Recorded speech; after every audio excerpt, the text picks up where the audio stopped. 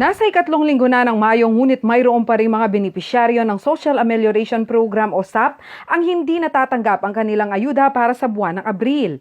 Hindi pa kasi natatapos ng kanilang lokal na pamahalaan ang distribusyon, bagamat 3 deadline na ang ibinigay sa kanila. Nitong May 10, ang pinakahuling araw ng payout. Batay sa datos ng Department of Social Welfare and Development o DSWD Region 3, nasa 97% ang completion rate ng programa sa Central Luzon. Katumbas ito ng mahigit 1.7 million beneficiaries na nakatanggap ng cash assistance. Nasa 45,000 naman ang hindi pa nabibigyan. Sa Angeles City, nasa 66% pa lamang ang completion rate ng programa. Sila raw ang pinakamabagal sa buong rehiyon pagdating sa pamamahagi ng ayuda ayon sa DSWD. Yung below 80% kasi natin, isa na lang yung Angeles City na may 66% distribution rate. Gusto sana natin na na kahit papaano magkaroon ng sense of accountability ang mga LGUs natin na hindi pa tapos, no? Kasi ibig sabihin nun yung tulong na ayuda ng gobyerno hindi pa nakakarating sa mga target families natin.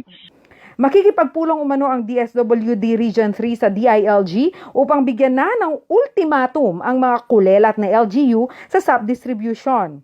Bagamat wala pang binigay na eksaktong petsa, plano ng ahensya na bawiin ang pondo ng SAP na hindi naman naipamahagi. Pag-uusapan namin yan ng DILG at magbibigay tayo ng ultimatum sa kanila na tapos o hindi kailangan na nilang mag-liquidate at ibalik kung meron man silang undisbursed funds.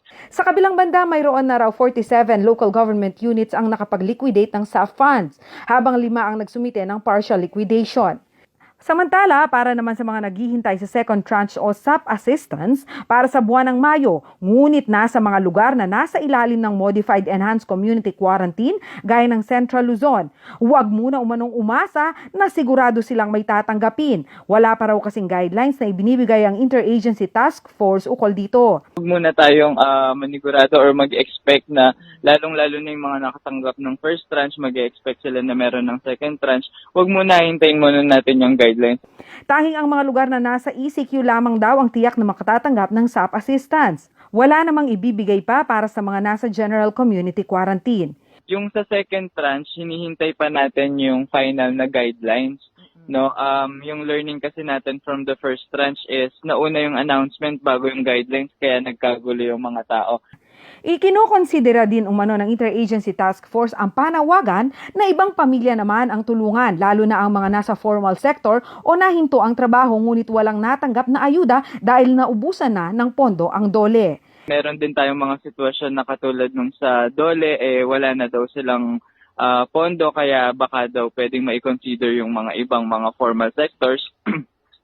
So ito yung mga hinihintay natin ng mga information kung paano magagamit yung second tranche, kung meron man ang Region 3, no. Sa ngayon, ang mga lokal na pamahalaan umano ang inatasan ng national government na huwag tumigil sa pagbibigay ng ayuda sa kanilang mga nasasakupan. Diana Lubang Parungaw, CLTV News.